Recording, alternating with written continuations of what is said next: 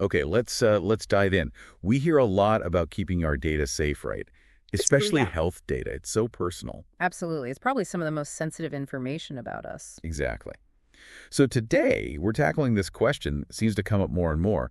Does IPEA, that big U.S. health privacy law, actually matter to you if you're in India? Mm-hmm. And sort of zooming out, what's the bigger picture with health data privacy laws around the world? That's our mission for this deep dive. Yeah. Unpack the sources you shared, look at the principles, especially in the Indian context. It's a really relevant question. People definitely know the name HIPAA, but how it connects outside the U.S., or if it even does, that's often fuzzy. So let's start right there. Based on the material, what exactly is IPEA? Can you break that down? Sure. So HIAA stands for the Health Insurance Portability and Accountability Act. It's a United States federal law, been around since 1996. Okay, U.S. law. 1996. Right. And its main job really is to protect patient privacy and keep health information secure. It basically lays down the rules for what they call covered entities. Covered entities. Yeah. Think healthcare providers, health insurance companies, and other groups that handle patient data. They all have to follow specific standards for managing and protecting what's called PHI. DHI. Protected health information. So your medical records, billing info, that kind of thing. Okay, so it's the American rule book for health data. Yeah. But then the big question, Yeah. if it's American, why should someone listening in, say, Mumbai or Bangalore, even have it on their radar? That's the key point the sources bring out. While the law itself, HAP, is strictly for the U.S., Right? the principles underneath it, those are universal. Things like, protecting sensitive patient data, making sure it's secure technically, and maybe most importantly, giving people control over who sees their health info. I see. So it's not the law that travels, but the ideas. Exactly. The need for privacy, security, patient control that doesn't stop at the border. And it's fascinating to see how different places tackle these same core issues. Okay, that makes sense. So let's pivot then. Focusing on India, what do the sources tell us about the specific rules and regulations governing health data privacy there? Well, the material really stresses that if you're doing anything with digital health in India, you absolutely have to pay attention to data privacy and security. It's not like an optional extra. It's essential. It's essential. Compliance with Indian laws is crucial. The main ones highlighted are the Information Technology Act, that's from 2000, and the newer Digital Personal Data Protection Act, the DPDP Act. DPDP Act, right. Heard a lot about that one recently. Yes. And then there are also specific guidelines from bodies like the National Health Authority, the NHA, and the Ministry of Health and Family Welfare. So it's a multi-layered approach. So India has its own pretty robust framework then. How does this framework connect with all the new digital health stuff happening, like making systems talk to each other, interoperability? Oh, they're completely linked. You can't really implement a modern digital health system in India without making sure it follows these Indian data privacy rules. Makes sense. And the sources point out that this means putting strong security measures in place. Interestingly, they also mention using modern standards for data sharing, like FHIR. FHIR. What's that? It stands for Fast Healthcare Interoperability Resources. Think of it like a common language that lets different health systems communicate securely.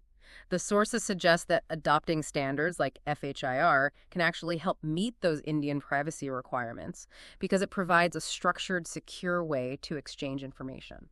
Okay, so using common standards can actually boost privacy compliance. What kind of security measures are we talking about specifically? The technical stuff. Yeah, the tech is vital. The sources list a few key things. Encryption is a big one, scrambling the data so only authorized people can read it. Right. Then there's access control, making sure only the right people can see specific data. You don't want everyone seeing everything. Audit logging is also crucial. That keeps a trail of who accessed what, when. It's all about accountability. Accountability, yeah. And finally, things like anonymization or pseudonymization, basically, stripping out or masking personal details so data can be used for research or analysis without identifying individuals. These are sort of the technical nuts and bolts. That technical side ties into patient control, right? We hear a lot about ABHA in India, the Ayushman Bharat Health Account. How does that fit into this idea of individuals controlling their own data? ABHA is a really great example of putting those universal principles into action for the patient. The sources make it clear. With ABHA, the power is with the person. How so?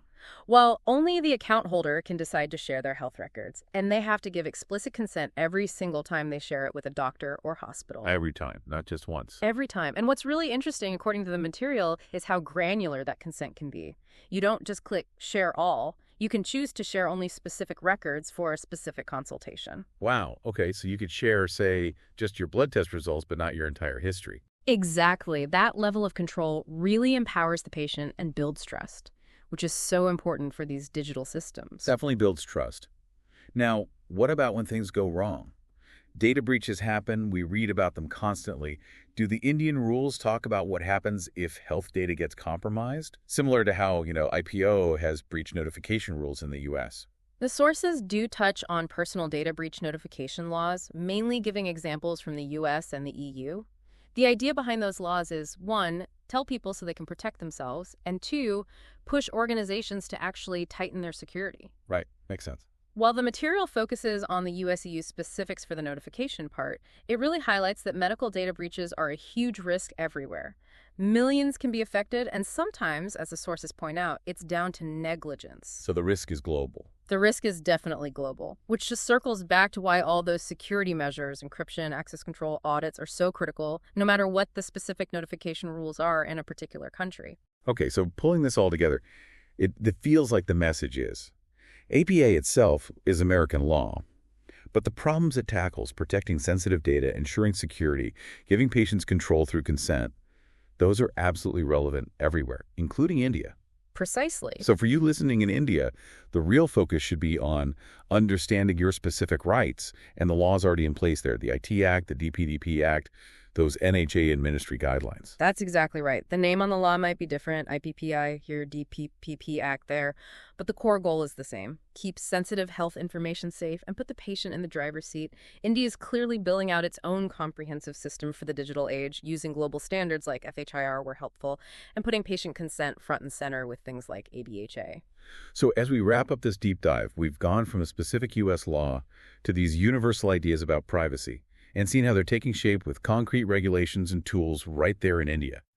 Understanding those Indian rules, the IT Act, DPDP Act, NHA guidelines, that's your key protection. As health records go digital and start moving around more easily, those laws, plus powerful consent tools like ABHA, are what safeguard your personal health story.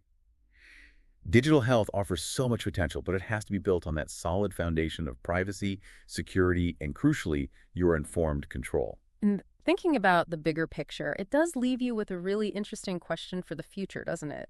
As our health data becomes more digital, more easily shared between systems, thanks to things like FHIR, maybe even across borders, how do we make sure those fundamental principles of privacy and security keep evolving?